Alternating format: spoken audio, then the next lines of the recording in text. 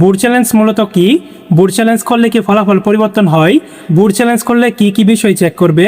আবেদন করার নিয়ম, আমি কি পাস করব কিনা, কাদের বুট চ্যালেঞ্জ করা উচিত আর কাদের বুট চ্যালেঞ্জ করা উচিত নয়, বুট চ্যালেঞ্জের পেমেন্ট কিভাবে করতে হয়, রেজাল্ট কবে দিবে, এবং সর্বশেষ আমরা আলোচনা করব টাকা দিয়ে কি ফলাফল পরিবর্তন করা যায় কিনা। হ্যালো এভরিওয়ান, আসসালামু আলাইকুম। আশা করি তোমরা সকলেই ভালো আছো এবং সুস্থ আছো। সবাইকে নাইম স্টাডি ওয়ার্ল্ডে স্বাগতম। তোমরা যারা এসএসসি 2026 ব্যাচের শিক্ষার্থী আছো, আমি এতক্ষণ যা বললাম এগুলো হচ্ছে তোমাদের কমন প্রশ্ন, যে বুট চ্যালেঞ্জ কি, বুট চ্যালেঞ্জ করলে কি আমি পাস করবো কিনা, ফলাফল কি পরিবর্তন হয় কিনা, রেজাল্ট কবে দিবে, আবেদন কিভাবে করতে হবে, আবেদন করার পর সেটির টাকা কিভাবে পরিশোধ করতে হবে, এবং আবেদন করলে কি আমি পাস করবো কিনা, এবং তোমাদেরকে অনেকেই বলতেছে তারা টাকা দিয়ে ফলাফলটি পরিবর্তন করে দিবে, এটি কি সত্য কিনা, এই সমস্ত বিষয় নিয়ে আমরা আজকের এই ভিডিওটিতে আলোচনা করব। তাই অবশ্যই ভিডিওটি না টেনে সম্পূর্ণ দেখতে থাকো এবং এই ভিডিওটা অবশ্যই তোমার সকল বন্ধুদের মাঝে শেয়ার করে দিবে যেন তারাও এই বিষয়গুলো বুঝতে পারে। তো চলো এখন কথা না বাড়িয়ে মূল ভিডিওটি শুরু করা যাক। প্রথমে আমরা আলোচনা করব বুট চ্যালেঞ্জ মূলত কি। বুট চ্যালেঞ্জ হচ্ছে তোমার রেজাল্ট পরিবর্তনের বৈধ একটি প্রক্রিয়া। প্রত্যেক বছরে কিন্তু এসএসসি এবং এইচএসসি কিংবা জাতীয় বিশ্ববিদ্যালয়ের পরীক্ষা বলো, প্রত্যেক পরীক্ষার পরেই কিন্তু বুট চ্যালেঞ্জের আবেদন করা যায়। যদি কোনো শিক্ষার্থী তাদের কাঙ্ক্ষিত ফলাফলটি অর্জন করতে না পারে, তাহলে কিন্তু ওই শিক্ষার্থী চাইলে বুট চ্যালেঞ্জের আবেদনটি করতে পারে। যদি ওই শিক্ষার্থী বুট চ্যালেঞ্জের আবেদনটি করে, তাহলে কিন্তু বোর্ড থেকে তার খাতাটি আবার পুনরায় চেক করা হবে। চেক করার পর যদি দেখা যায় তার খাতায় কোনো প্রকার সমস্যা আছে, তাহলে সেটি অবশ্যই বুট চ্যালেঞ্জের মাধ্যমে সংশোধন হয়ে আসবে। এবারে যারা তোমরা বুট চ্যালেঞ্জ করবে, তোমাদের মূলত 5টি বিষয় চেক করবে। প্রথম নম্বর হচ্ছে শিক্ষকরা তোমার খাতা সঠিকভাবে মূল্যায়ন করছে কিনা। তারপর দ্বিতীয় হচ্ছে তোমাকে সবগুলো প্রশ্নের নম্বর দিয়েছে কিনা। যদি সবগুলো প্রশ্নের সঠিকভাবে নম্বর দেওয়া থাকে, তাহলে 3 নম্বরে চেক করবে তোমার সবগুলো প্রশ্নের নম্বর কি ওএমআর শিটে তোলা হয়েছে কিনা। যদি ওএমআর শিটের নম্বরগুলো তোলা হয়ে থাকে, তাহলে চেক করবে ওএমআর শিটের নম্বরগুলোর যোগফল ঠিক আছে কিনা। যদি সেটাও ঠিক হয়ে থাকে, তারপর চেক করবে ওএমআর শিটের মোট নম্বরের বৃত্ত ভরা ঠিক আছে কিনা।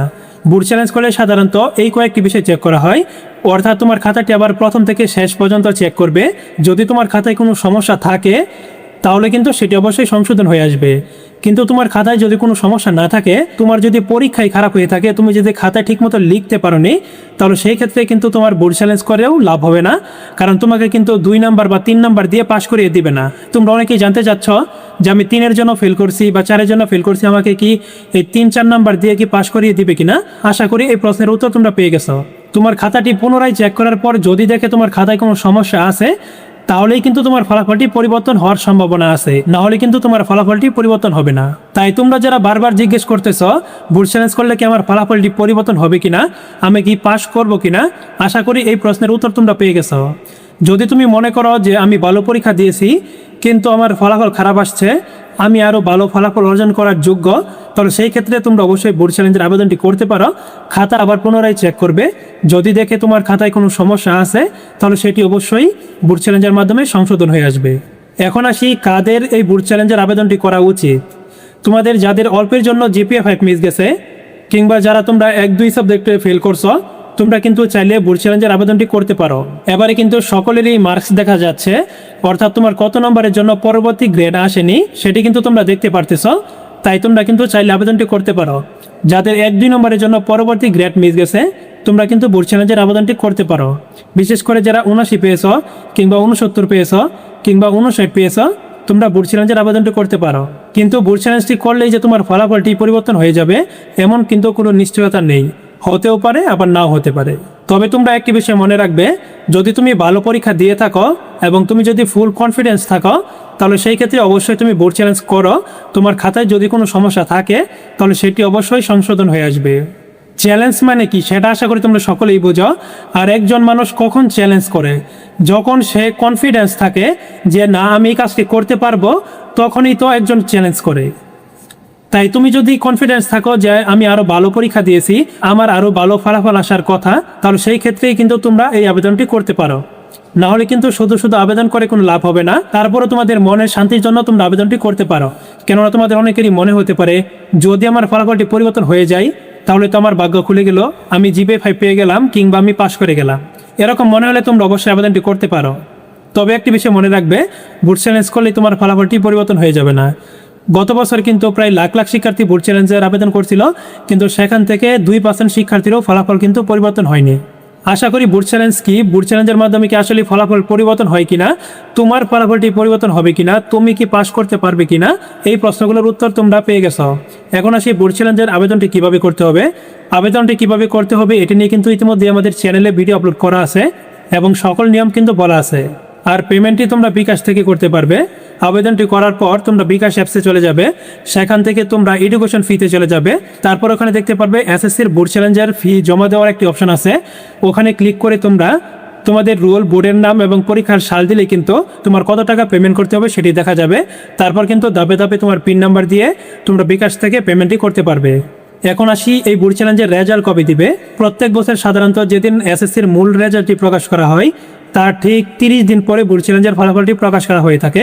এবারে যদি কোনো ব্যতিক্রম না ঘটে তাহলে সেই ক্ষেত্রে বলা যায় 10 সেপ্টেম্বরের মধ্যে তোমাদের বুট চ্যালেঞ্জের ফলাফলটি প্রকাশ করে দিবে। তবে এবারে যেহেতু শিক্ষামন্ত্রী বলেছে খাতা আবার পুনরায় মূল্যায়ন করবে, তাহলে সেই ক্ষেত্রে কিন্তু এবারে কিছুটা সময় বেশি লাগতেও পারে।